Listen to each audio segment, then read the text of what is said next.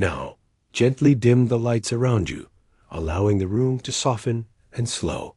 As everything settles into stillness, you begin to drift far back in time, to a moment long before history had a name, when humans moved in small wandering groups across vast landscapes, where life felt fragile, and each passing day quietly tested their ability to survive.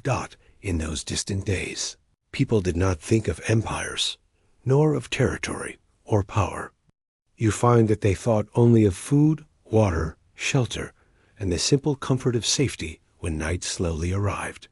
Yet within those humble needs, something important began to form, almost unnoticed, the quiet dependence on one another. Because a single individual rarely endured alone in the wide, untamed world. As people gathered into groups, you notice how they began to share tasks in a natural rhythm. Some moved out to hunt, others gathered plants, some watched the sky and shifting weather, while others kept a careful eye on danger. This gentle division of roles did more than extend their lives.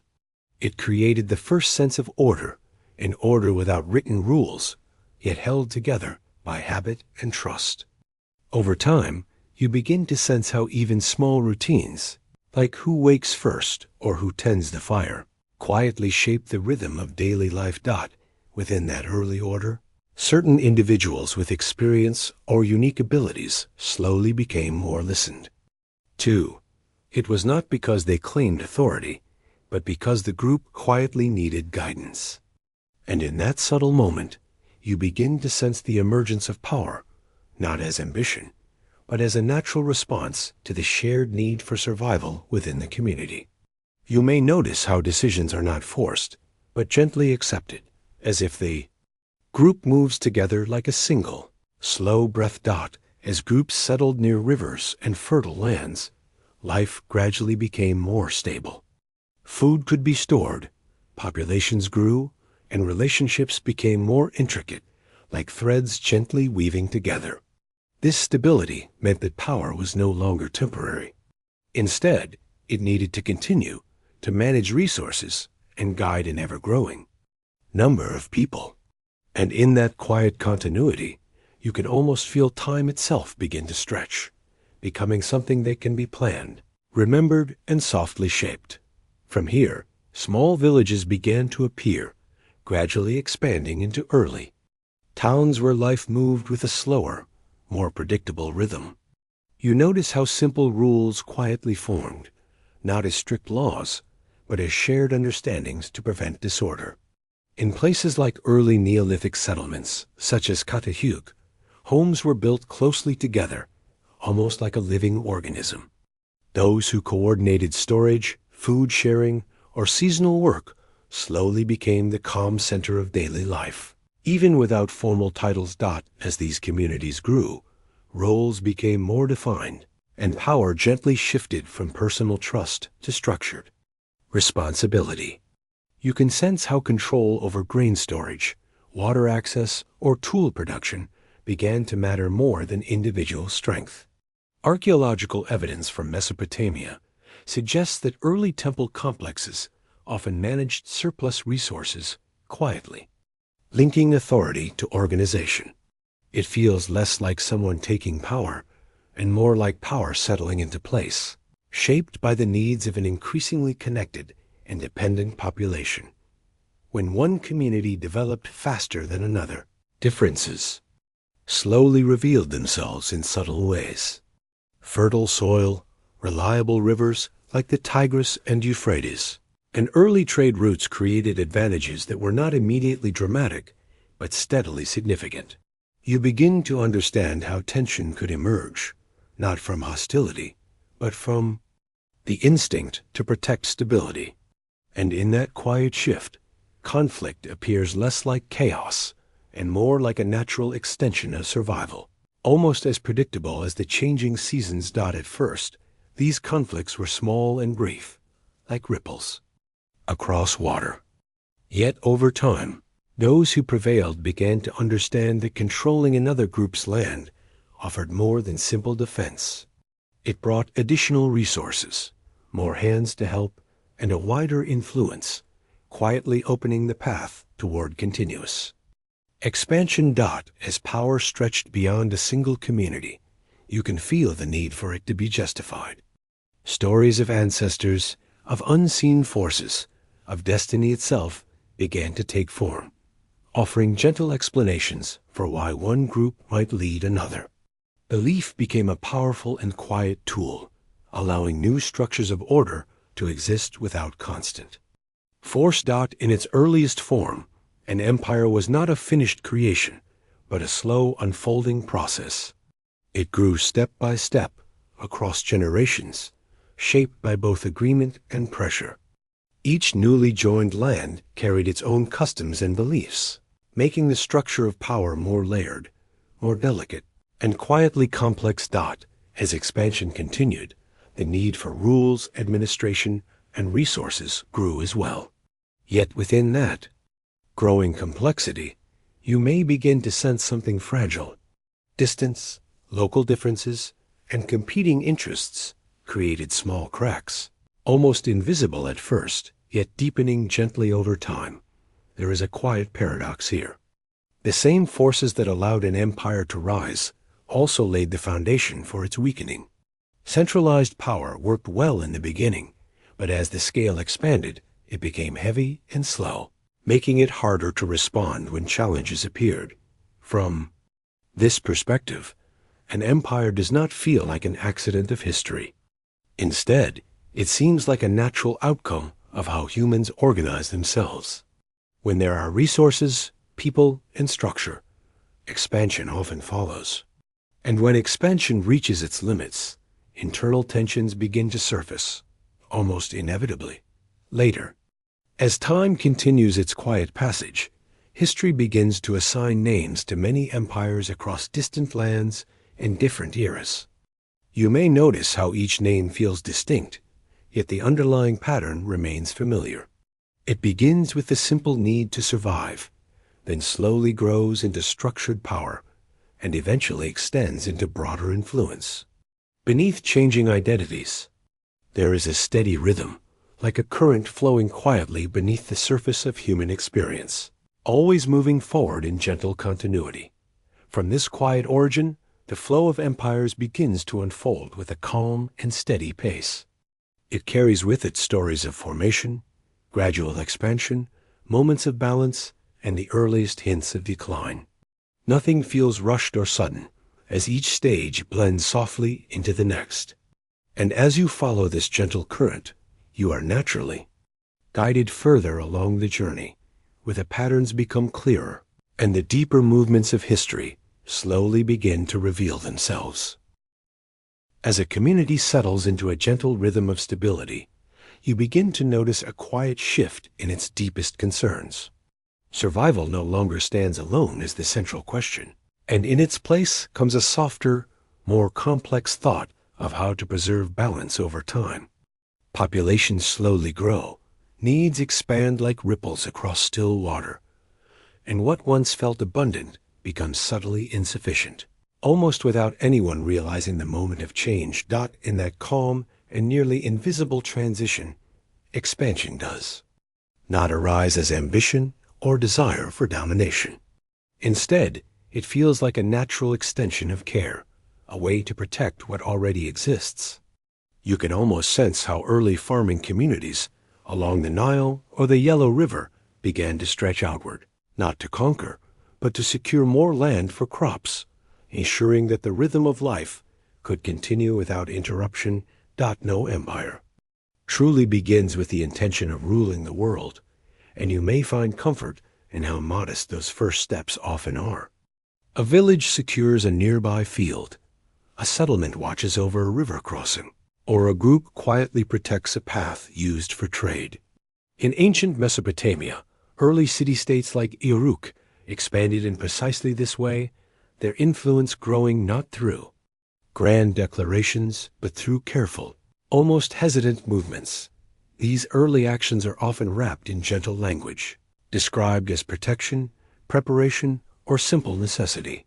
And in that softness, expansion feels almost harmless, adjusting a blanket to stay warm through the night. Yet, As boundaries extend, the sense of safety expands alongside them, creating a larger space that now must be watched, maintained, and quietly defended. With each new boundary comes another edge, another place where uncertainty lingers. You begin to feel the quiet weight of responsibility forming, because every piece of land requires attention, and attention demands resources. In ancient Egypt, the control of the Nile's fertile banks meant not only abundance, but also the need for careful coordination, irrigation, and protection, all of which slowly deepened the structure of power. Over time, rulers begin to understand something that is never spoken loudly, yet always present. Remaining still can feel like drifting backward, especially when neighboring societies continue to grow. In the lands between the Tigris and Euphrates, rival city-states competed not out of hatred, but from a shared awareness that balance could shift at any moment, like sand quietly moving beneath your feet.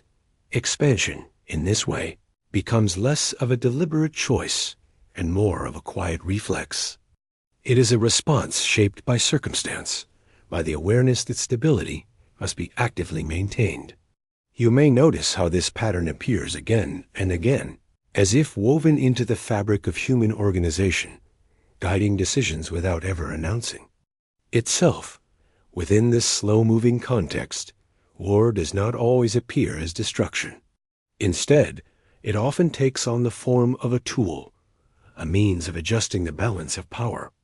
In many ancient societies, including the early dynasties of China, conflict existed alongside diplomacy and tribute systems, creating a rhythm that felt almost expected. Like alternating currents in a calm and steady flow, what causes war to repeat itself is not simply a matter of human aggression, but something deeper within the structure of power. When authority becomes concentrated, it requires a steady and reliable flow of resources to sustain itself. And when those resources begin to thin within familiar lands, attention gently turns outward, toward places that seem to offer what is needed. Each successful expansion quietly reinforces the belief that this path is correct. Victories bring back grain, metals, land, and recognition, and these successes are remembered with a kind of quiet pride. In the Akkadian Empire under Sargon, for example, expansion brought not only territory, but also a model of centralized rule that later societies would observe and adapt. Yet expansion always carries a cost, even if it is not immediately visible. Every new region brings its own language, traditions, and ways of understanding the world. To manage this diversity, empires begin to build more complex systems, including administrative networks and standing armies. You can almost feel the growing weight of these systems, like layers being added one by one, each requiring care and attention. As pressure slowly builds within this expanding structure, rulers often return to the most familiar solution, which is to continue expanding. A new campaign can ease internal tensions, bring fresh resources, and strengthen authority at the center. In this way, war becomes not only an outward movement, but also a quiet method of maintaining balance within. Over time, this pattern begins to feel normal. Generations are born into a world where conflict exists as part of life, and they grow accustomed to its presence.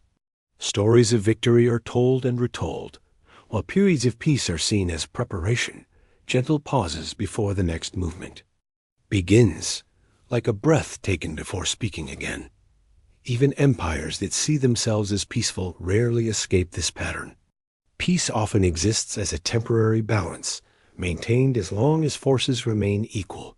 When that balance shifts, even slightly, war returns, not as something unexpected, but as a familiar way of restoring order to a world that is always in motion. Not every expansion brings lasting benefit, and not every conflict ends in success. Yet the memory of victories often lingers more strongly than the lessons of failure. You may notice how people tend to remember the high points, while the quieter signs of strain remain hidden beneath the surface, like small cracks slowly forming. In Stone Dot, as empires grow larger, they come to rely more on force to maintain unity across distance and difference. And when force becomes the foundation of order, it also becomes its greatest vulnerability.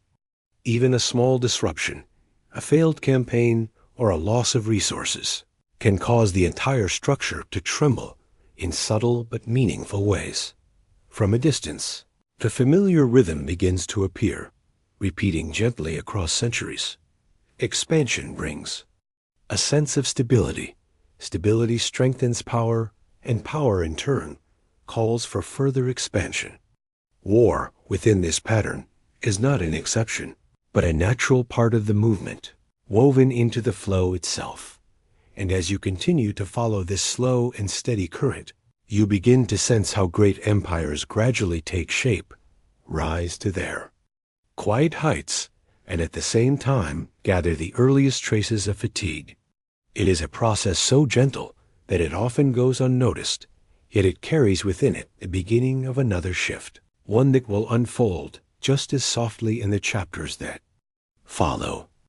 When an empire reaches its quiet peak, you may not notice anything unusual at first. The streets remain full, laws are still spoken, and armies continue their watch. Yet beneath this calm surface, something subtle begins to change. The rhythm slows, almost imperceptibly, like a tired breath. In the later days of the Roman Empire, for example, institutions still stood firm, but the quiet energy that once sustained them had already begun to fade out in its earliest days. Power feels closely tied to responsibility, shaped by necessity and then guided by flexibility. Leaders respond quickly, adapting to shifting conditions with care. But as time passes, that flexibility begins to harden. Structures that once served the people start to protect themselves instead. In imperial China during later dynasties, administrative systems grew increasingly complex, sometimes valuing stability over adaptation, gently reducing the ability to respond to new and unexpected challenges. As territories stretch across great distances, the space between the center and the edges becomes more than physical. Messages travel slowly, decisions arrive late, and local realities shift faster than authority can follow. In the vast Persian Empire, royal roads helped communication, yet even then, distant provinces often required autonomy simply to function. You begin to sense how distance creates not just separation of land, but a quiet separation of understanding as well. At the same time, leadership itself begins to change in nature.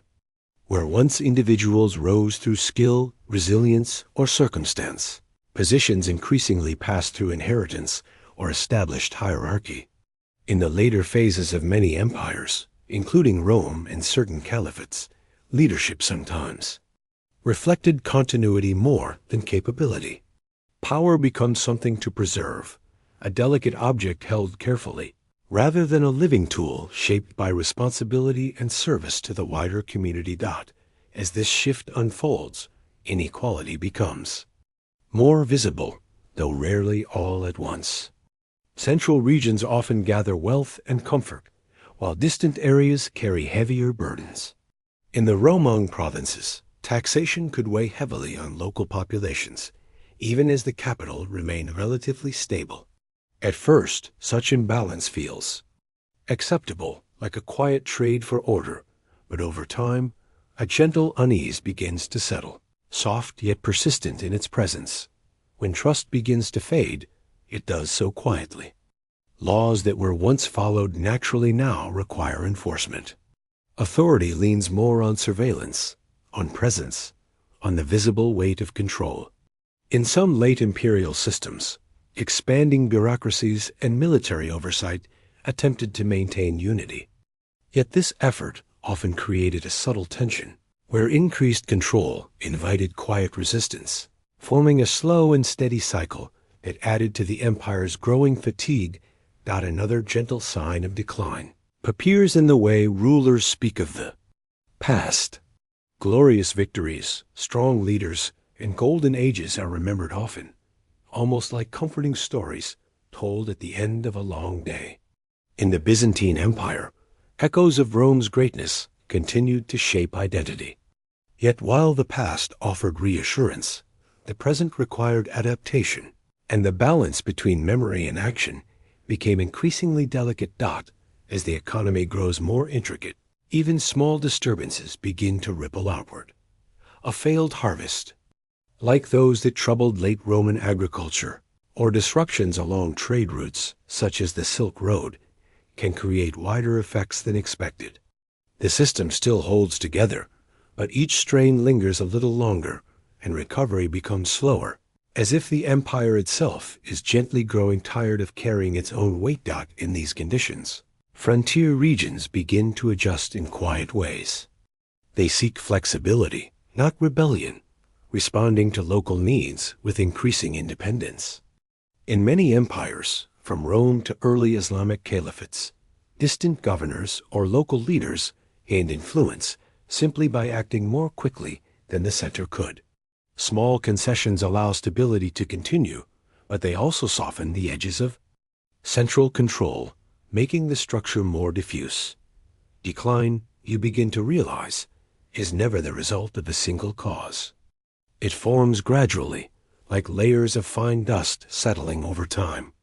Economic strain, social imbalance, and shifting beliefs all overlap, each one subtle on its own. Yet together, they create a quiet pressure that slowly reshapes the empire from within, not breaking it suddenly, but wearing it down with patience. What feels most remarkable is how those living within this period often do not notice the change. Life continues in familiar patterns. Markets open, ceremonies take place, and daily routines unfold as they always have. Only with distance does history reveal that something deeper was shifting, that beneath the surface, the current had already begun to turn in a new direction. As internal strength softens, the empire finds it harder to respond to challenges beyond its borders. Threats that once seemed distant or minor begin to carry more weight. This is not always because the outside world has grown stronger, but because the empire's ability to adapt has quietly diminished. Like a body that no longer heals as quickly as it once did. When the structure becomes fragile, even a small event can act as a turning point. A lost battle, a political dispute, or an environmental shift may appear sudden, yet it only reveals what was already present. The Western Roman Empire, for instance, did not fall in a single moment, but through a long process that made its final transformation feel almost inevitable in hindsight. From a wider perspective, the decline of empires unfolds with a softness that is easy to overlook. It is not loud or dramatic, but slow and steady, like a long exhale after a deep breath. You begin to sense how each stage blends into the next, forming a continuous movement rather than a sharp ending, as if history itself prefers gentle transitions. Over sudden stops. And within this quiet unfolding, you come to understand something deeper. Collapse is not truly the beginning of an end, but the final note of a long and gradual process. The flow continues, reshaping itself, carrying forward fragments of what came before, and preparing, without urgency, for the emergence of something new within the endless rhythm of time. When an empire begins to fade or quietly collapses, you may notice that history itself does not fall into silence. The current continues, only shifting its direction with a calm and steady motion. On the surface, there may be confusion, like ripples across disturbed water. Yet beneath that movement, new patterns are already forming, shaped from the remains of what once was, carrying forward habits, memories, and familiar ways of living together. In these moments, a shared sense of disorientation often emerges. Laws that once guided daily life lose their certainty, and central authority softens or disappears entirely. After the fall of the Western Roman Empire, many regions of Europe experienced this gentle uncertainty. And yet, within that quiet instability, smaller systems began to appear almost naturally, filling the spaces left behind, like grass slowly growing through the cracks of an old stone road dot at the local level. Communities begin to rely on themselves once more. You can imagine small villages turning inward, guided by individuals known for their wisdom or reliability. In early medieval Europe, local lords and councils often became the new centers of stability. Power no longer rests in distant titles, but in the ability to maintain order, ensure food, and protect daily life, creating a softer, more immediate form of leadership. What is interesting is how older systems rarely disappear completely. Instead, they change shape. Roman roads, for example, continued to connect regions long after imperial control had faded. Systems of taxation, law, and governance were not erased, but adapted.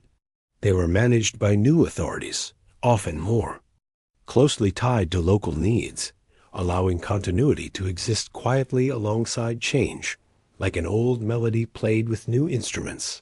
Fragmentation, which might seem like disorder, often creates space for gentle experimentation.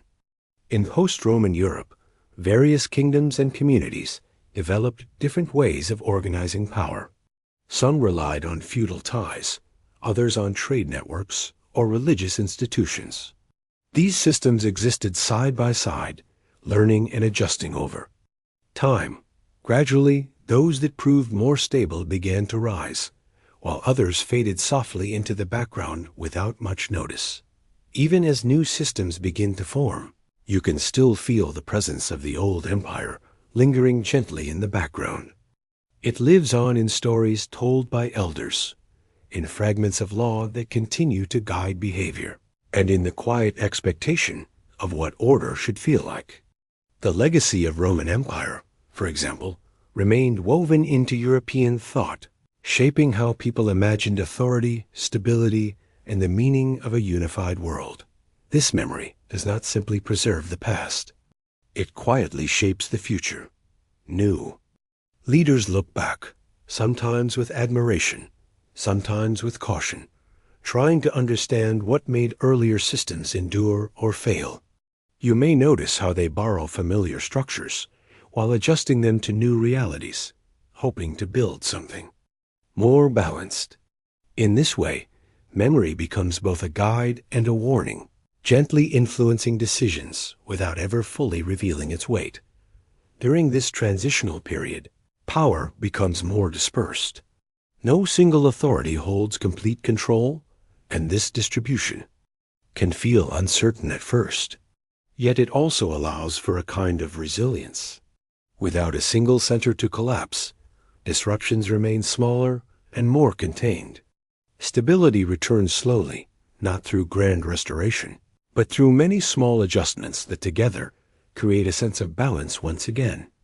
Over time, certain centers begin to stand out. You may notice how regions with access to trade routes, fertile land, or strategic positions begin to gather strength. In the early Islamic world, cities like Baghdad rose through a combination of geography and organization. At first, these advantages are subtle, almost invisible, but they grow steadily, shaping the direction of the emerging order. As one center quietly attracts more people and resources, its influence expands. This growth often begins through cooperation, alliances, and exchange rather than force. Gradually, as stability increases, that influence may deepen into more direct forms of control. You can sense how a new structure begins to take shape, not through sudden change, but through a series of small, connected steps that unfold almost without sound.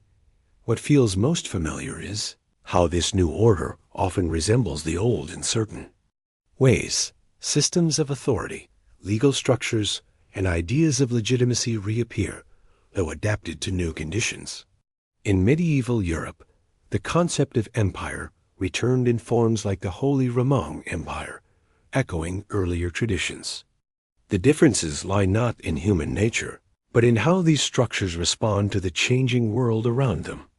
History, in this process, does not move in a straight line. Instead, it bends gently, looping back on itself while still moving forward. Ideas once set aside may return with new meaning, and practices that once failed may be refined. The past is never truly gone. It is reshaped, reinterpreted, and woven quietly into the present, like threads from an older fabric forming part of a new design. For those living through such transitions, these changes rarely feel dramatic. Life continues, marked by routines, work, and small adjustments. Only much later, when viewed from a distance, does this period appear as a turning point. What felt like ordinary days were, in truth, moments of transformation, where the direction of history shifted gently but decisively. As the new order gradually settles into a steadier rhythm, you begin to notice familiar patterns softly returning. Laws are shaped with greater care, systems of governance become more defined, and gentle narratives emerge to explain and justify authority. Over time, these structures start to resemble earlier forms of centralized power, offering a sense of stability and continuity, while quietly carrying within them the subtle beginnings of future tension and unseen strain. This does not mean that history simply repeats itself without change. Each cycle carries its own character, shaped by technology, environment, and evolving ideas. The rise of trade networks, new belief systems, or innovations like writing and navigation all influence how each era unfolds. Yet beneath these differences, the rhythm remains recognizable, like a melody played again with gentle variations. And as you listen closely to this slow and steady flow, you begin to understand something deeper. Collapse is not truly an ending, but a pause within a much longer movement. In that pause, new forms are prepared quietly and patiently, waiting to emerge. And so, the current continues, guiding humanity forward into the next phase of its enduring and ever-changing story. When you look back across thousands of years, a quiet familiarity begins to settle in your thoughts, as if distant stories are being told again in softer, renamed forms. Empires rise gently from small beginnings, expand with careful steps, reach a moment of balance, and then slowly fade. You may think of ancient Egypt along the Nile, or the dynasties of China, each following a rhythm that feels both unique and strangely familiar. This repetition does not come from forgetfulness, but from the way each lesson is reshaped by its time. Every generation feels new, guided by fresh ideas and tools, believing it can step beyond the past. Yet when faced with the weight of power, the pull of resources, and the quiet fear of instability, people often respond in ways that echo those who came before, almost as if guided by an unseen memory. Power in any form creates a gentle distance between those who decide and those who live with the results. At first, that distance feels small, like a quiet space needed for order, but over time, it grows. In the later years of the Han Dynasty, for example, court politics became increasingly removed from rural life. You begin to sense how separation slowly turns into imbalance, soft but persistent in its effect. As political systems expand, they follow a rhythm that feels almost natural. A structure that works well begins to extend outward, reaching new lands and people. Yet with each step, it becomes more complex, like a woven fabric growing heavier with every thread. In the Rahman Empire, expansion brought roads, trade, and order, but also layers of administration that required constant care and attention to sustain over long distances. People often long for stability, for a sense of calm continuity that allows life to unfold gently. Yet when stability lasts too long, it can soften awareness. Familiar routines settle in, and small changes pass unnoticed. In many empires, including the later Ottoman period, gradual internal shifts weakened flexibility. You begin to understand how decline rarely begins with noise, but with silence, with the slow fading of the ability to adapt. And yet, history does not repeat in a simple or mechanical way. Within each cycle, there are always subtle differences. Technology changes the speed at which ideas and power travel, as seen in the spread of printing in early modern Europe.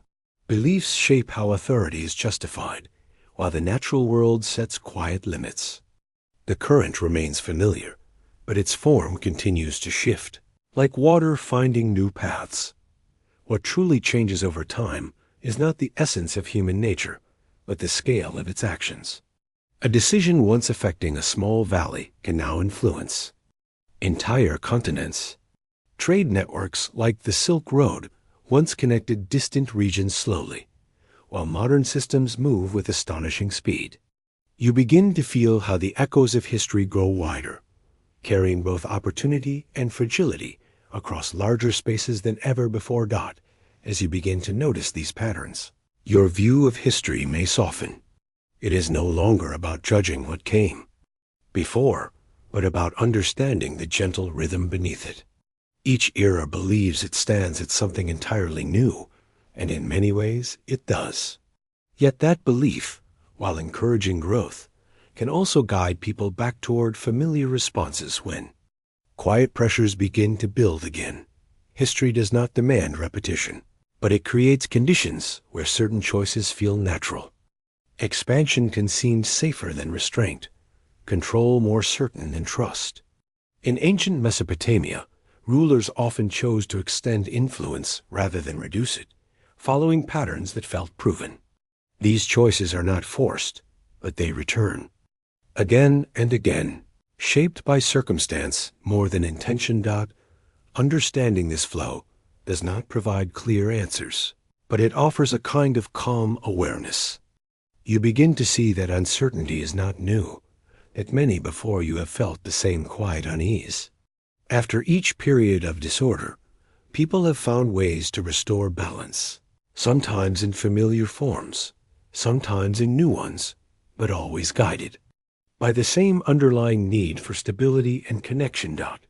As you listen to history like a long, steady river, the desire for a final conclusion begins to fade. No empire lasts forever, yet no ending truly closes the story. After the fall of Rome, new kingdoms emerged. After the decline of great dynasties, new structures formed. Each ending becomes a transition, a gentle reshaping of what came before into something that can continue forward. This does not make history empty or without meaning.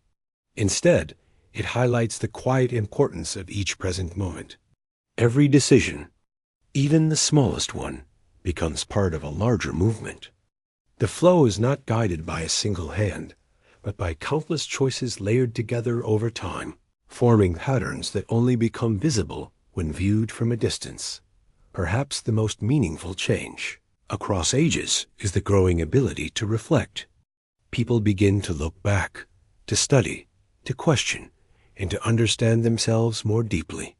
Each retelling of history reveals not only the past, but also the perspective of the present. Awareness grows slowly, like a dim light becoming clearer, even as the path itself continues to curve and wander. As the night deepens and your breathing becomes slower, you may feel these thoughts gently soften, like edges fading into quiet darkness.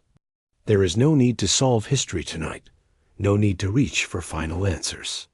You can simply listen, as if beside a calm stream where time flows steadily, carrying stories, choices, and quiet patterns across generations, until they arrive softly in the present moment you now find yourself resting within. In this stillness, something subtle begins to unfold. The flow of empires no longer feels distant or abstract, but calm and continuous, moving beneath the surface of everything. It is not found in loud battles or dramatic endings, but in the quiet spaces between them. Here you begin to sense how the world has moved, how it continues to move, guided by rhythms that are steady, familiar, and almost comforting in their gentle repetition. And just as your thoughts begin to drift a little deeper, you may feel quiet curiosity remain, like a small light that does not fade. Because this flow has not ended, it is only beginning to reveal itself. In the next part of this journey, you will move further along this current, where new layers of history slowly emerge, waiting for you to discover them, one calm breath at a time.